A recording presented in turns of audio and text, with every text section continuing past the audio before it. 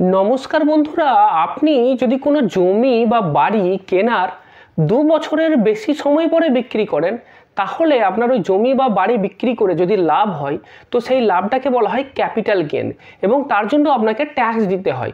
এটাকে বলা হয় long term capital gain tax. তো আমার এই ভিডিওতে আজকে আপনাদেরকে আমি বলবো যে এই long term capital gain tax কিভাবে ক্যালকুলেট করতে হয়, আর এই long term capital gain tax কিভাবে আপনি এড়াতে পারবেন যদি আপনি ক্যাপিটাল গেন বন্ডেতে ইনভেস্ট করেন। তো আসুন সবার প্রথমে জেনে নিই যে long term capital gain tax কিভাবে ক্যালকুলেট হয়। তো সবার প্রথমে দেখতে হবে যে লং টার্ম ক্যাপিটাল গেন কত হলো। তো লং টার্ম ক্যাপিটাল গেনের যে ফর্মুলা, সেই ফর্মুলাটা হলো sale value minus commission minus indexed cost of acquisition minus cost of improvement. তো যেটাকে আমি বললাম, এটাকে জাস্ট আপনাকে আমি একটা টেবুলার ফর্মেটে শো করি, তাহলে আপনার বুঝতে সুবিধে হবে। তো সবার প্রথম যে পার্টিকুলার্স লাইনেতে আমি লিখছি ফুল ভ্যালু অফ কনসিডারেশন। তার মানেটা কি? মানে আমি যে জমিটা বিক্রি করছি সেই জমিটার দাম, সেল ভ্যালু। তো সেল ভ্যালু হলো আমার অ্যাসেটটা সেল ভ্যালু, সেটাকে আমি এস দিয়ে ডিনোট করলাম। মাইনাস আমি বলেছি মাইনাস কমিশন। তো কমিশন কি না, এই যে জমিটা আমি বিক্রি করছি বা যে বাড়িটা বিক্রি করছি, এটা বিক্রি করতে গেলে আমার খরচ হতে পারে। মনে করুন এটা বিক্রি করার জন্য আমি কোনো কমিশনিং এজেন্ট বা কোনো ব্রোকারকে আমি ধরেছিলাম, সেই কারণের জন্য তাদের কমিশনটা আমাকে দিতে হয়েছে। অথবা মনে করুন আমি একটা অ্যাডভার্টাইজমেন্ট দিয়েছিলাম এটা বিক্রি করার জন্য, তার জন্য আমার অ্যাডভার্টাইজমেন্টে খরচা হয়েছে। তো এই যে ব্রোকারেজ, কমিশন বা অ্যাডভার্টাইজমেন্ট, এটাকে আমি সি দিয়ে ডিনোট করলাম। তাহলে প্রথমে সেল ভ্যালু থেকে আমার এই কমিশনটা মাইনাস করে দিলাম।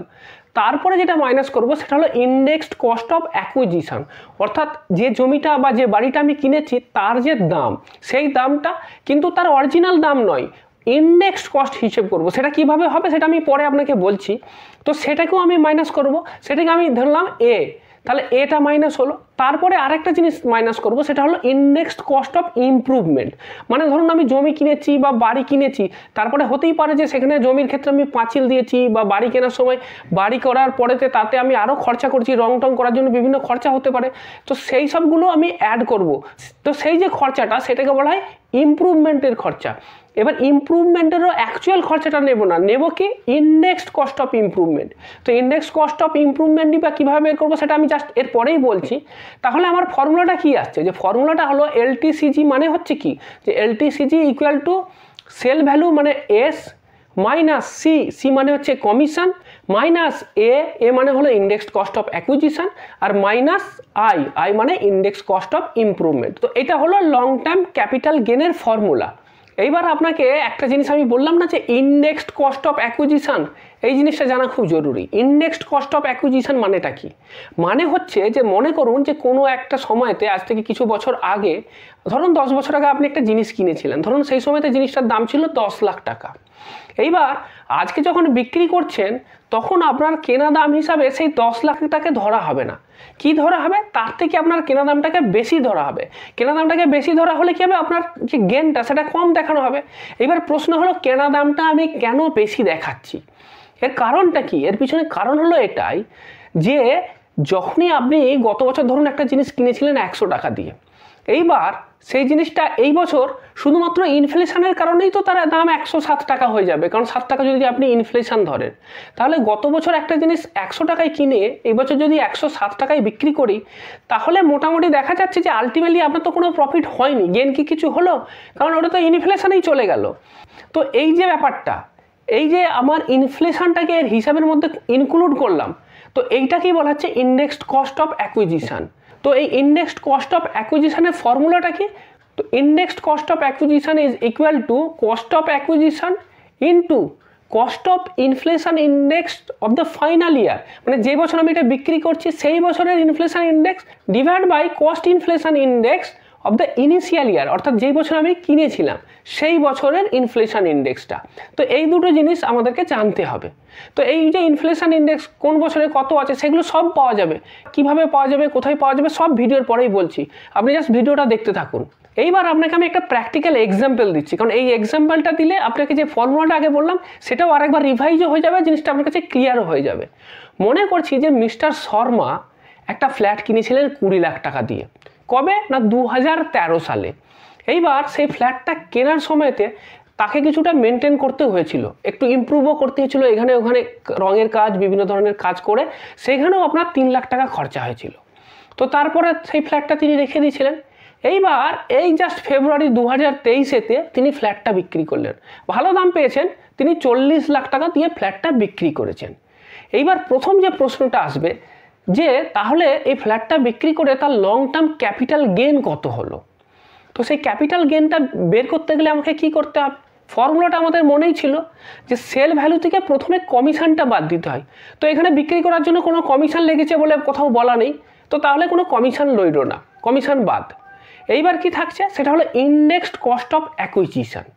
তো কস্ট অফ অ্যাকুইজিশন তো আমরা জানি কত, তিনি 20 লাখ টাকা দিয়ে কিনেছিলেন, কিন্তু আপনাকে আমি বলেইছি যে 10 বছর আগে 20 লাখ টাকা দিয়ে কিনতে পারেন, কিন্তু আমি যখন আজকে তার কস্ট অফ অ্যাকুইজিশন ধরবো তখন শুধু ওই 20 লাখ টাকা ধরবো না, আমি এটাকে বাড়িয়ে বলবো। কতটা বাড়িয়ে বলবো না, ইনফ্লেশনের হিসেবে বাড়িয়ে বলবো। তো সেটা বের করতে গেলে কি করতে হবে, ফর্মুলাটা কি ছিল যে কস্ট অফ অরিজিনাল পারচেজ সেইটা into cost inflation index of the selling year, মানে যে বছর তিনি এটা বিক্রি করছেন সেই বছরের ইনফ্লেশন ইন্ডেক্স কত, divide by cost inflation index of the buying year, মানে যে বছর তিনি বাই করেছিলেন সেই বছরটা। তো তাহলে কত আসছে দেখুন, তার পারচেজ প্রাইস ছিল 20 লাখ টাকা, তাহলে 20 লাখ ইন্টু আমি বিক্রি করেছি 2022-23 সালে, তো 22-23 সালেতে সিআইআই বা কস্ট ইনফ্লেশন ইন্ডেক্স কত ছিল, সেটা হচ্ছে আপনার 348 টাকা। আর যে বছর আপনি কিনেছিলেন সেই বছরই বা তার কস্ট ইনফ্লেশন ইন্ডেক্স কত ছিল, সেটা ছিল 220 টাকা। তাহলে আপনি দেখুন, তাহলে আপনার ইন্ডেক্স কস্ট অফ অ্যাকুইজিশন কত আসছে, যে 20 লাখ ইন্টু 348, যেটা কিনা 22-23-এর ইনফ্লেশন ইন্ডেক্স, ডিভাইড বাই 220, যেটা কিনা আপনার ওই 2013 সালের ইনফ্লেশন ইন্ডেক্স। তাহলে কত আসছে, তাহলে আপনার আসছে 20 লাখ ইন্টু 1.58, মানে এই যে রেশিওটা করলাম না যে 22-23-এর inflation index divide by 2013 inflation index, সেটা হয়ে আসছে 1.58। এর দুটোকে যদি গুণ করি যে 20 লাখ ইন্টু 1.58, সেটা আসছে কত, 31,63,636।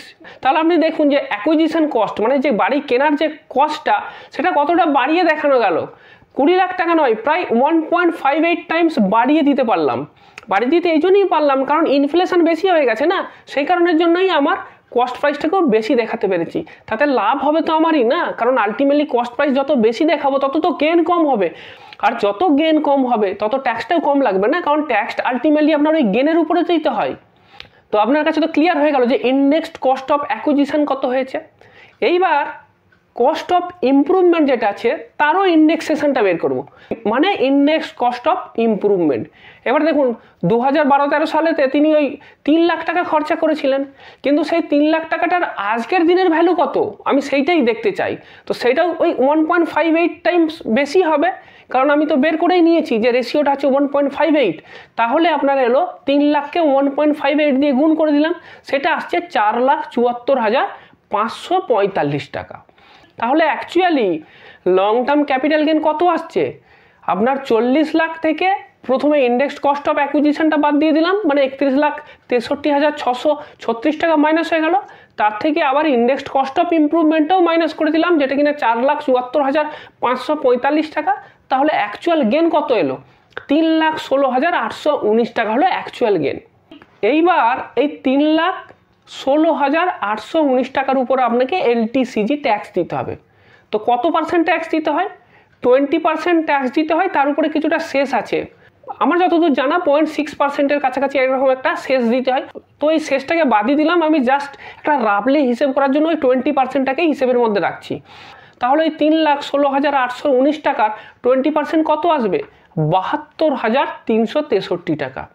তো এই 72,363 টাকা হলো আপনার long term capital gain tax liabilities. এইবার আপনাকে আরেকটা জিনিস শো করি, সেটা হচ্ছে আপনাকে বললাম না যে বিভিন্ন ইয়ারের একটা করে সিআইআই নাম্বার আছে। তো এই সিআইআই নাম্বারটা ইনকাম ট্যাক্স ডিপার্টমেন্ট এরা কিন্তু প্রতি বছর ডিক্লেয়ার করে, প্রতি ফিনান্সিয়াল ইয়ারের জন্য একটা সিআইআই নাম্বার আছে। তো সেই সিআইআই নম্বরটা আপনি গভর্নমেন্টের ইনকাম ট্যাক্স সাইটে গিয়েও দেখতে পারবেন। আপনাকে আমি সই করে দিই 2001 সাল থেকে একদম 2023-24 সাল পর্যন্ত কত আছে আপনাকে পুরো লিস্টটাই দেখিয়ে দিলাম। আপনার কোনো ক্যালকুলেশনের কাজে এটা লেগে যেতে পারে, আপনি দেখে নিন, আপনাকে শো করছি। প্রথম সিটে 2010-11 পর্যন্ত দেখাচ্ছি। এবার দ্বিতীয় সিটেতে আপনাকে একদম 2023-24-এর যেটা প্রভিশনাল নাম্বার আছে সেই পর্যন্ত আপনাকে শো করে দিলাম। আপনি চাইলে ভিডিওটা পজ করে এটা দেখে নিতে পারেন।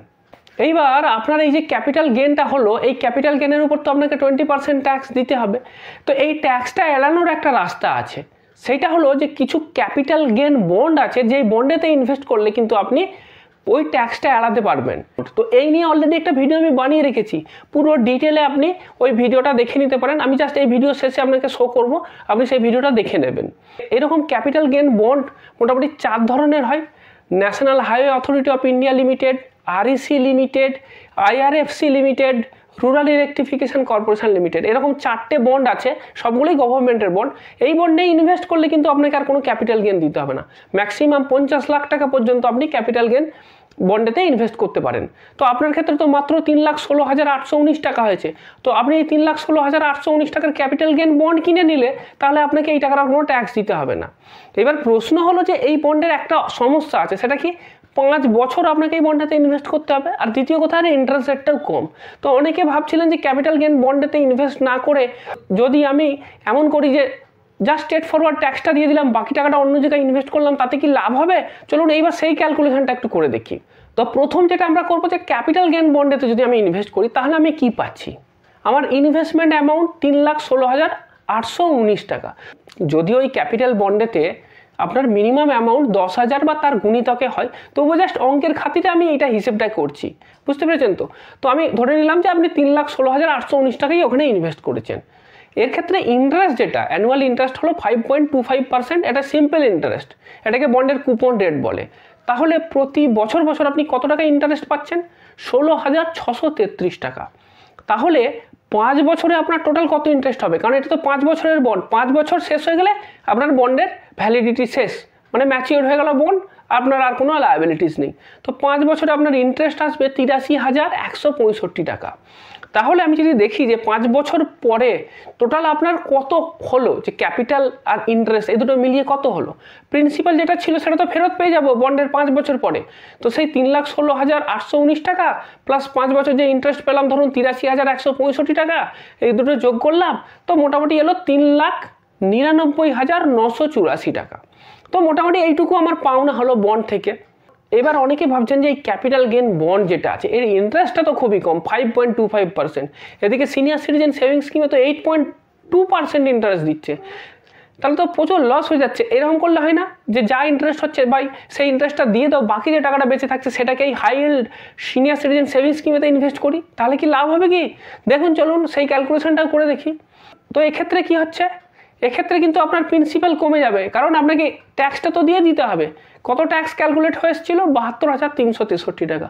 তো আমি সেই টাকাটা মাইনাস করে দিলাম, তাহলে আমার প্রিন্সিপাল কত পড়ে রইলো? 2,44,456 টাকা। এই টাকাটাই আপনার সম্বল, 72,363 টাকা আপনাকে গভর্নমেন্টকে দিয়ে দিতে হবে। এইবার এই 2,44,456 টাকা আপনি সিনিয়র সিটিজেন সেভিংস স্কিমেতে ইনভেস্ট করলেন, যেখানে ইন্টারেস্ট রেট 8.2%। এইবার সেইখানেতে যদি এই টাকাটা আপনি ইনভেস্ট করেন তাহলে আপনার অ্যানুয়াল যে ইন্টারেস্ট হয়ে আসছে সেটা কত আসছে? 20,044 টাকা। ইন্টারেস্টও বেশি পাচ্ছেন, টোটাল ইনকাম হবে ইন্টারেস্ট হিসাবেতে 1,02,27 টাকা। কিন্তু প্রবলেম অন্য জায়গায়, আপনার প্রিন্সিপাল অ্যামাউন্টটা কমে গেছে না। এইবার যদি আপনি প্রিন্সিপাল প্লাস ইন্টারেস্ট মিলিয়েও দেখেন কত আসছে 5 বছর পরে, ওই 2,44,456 টাকা, আর এদিকে ইন্টারেস্ট হিসাবে পেলাম 1,02,27 টাকা। সব মিলিয়ে কত হলো? 3,44,683 টাকা। লাভ নেই। ওখানে 3,99,000, প্রায় 4 লাখের কাছাকাছি হয়ে গেছিলো, এখানে তো 3,44,683 টাকা হয়েছে। তো লাভ হবে না, কারণ অনেক টাকা আমাকে ট্যাক্স দিয়ে দিতে হচ্ছে না। তো সুতরাং এখানেও লাভ হলো না। এইবার অনেকে ভাবছেন যে ঠিক আছে এখানে তো ইন্টারেস্ট কম, যদি মিউচুয়াল ফান্ডে ইনভেস্ট করি সেখানে তো শুনেছি ভালো রিটার্ন পাওয়া যায়, চলুন সেটাও ক্যালকুলেশন করে দেখি। তো ট্যাক্স দিয়ে দেওয়ার পর আমার কাছে 2,44,456 টাকা তো রয়েছে। তো সেই টাকাটা আমি লামসাম একটা মিউচুয়াল ফান্ডে ইনভেস্ট করে দিলাম 5 বছরের টেনিয়রের জন্য। এবার মিউচুয়াল ফান্ডের থেকে কীরকম রিটার্ন পাওয়া যাবে? মোটামুটি যদি আমি একটু সেফলি দেখি, যদি একটু কনজারভেটিভ ফিগার নিই, 10% সিএজিআর নিলাম। 10% সিএজিআরও যদি দেখি 5 বছরেতে, তাহলেও আসছে 3,93,699 টাকা। তাহলেও লাভ নেই, বন্ডের থেকে বেশি ছিল।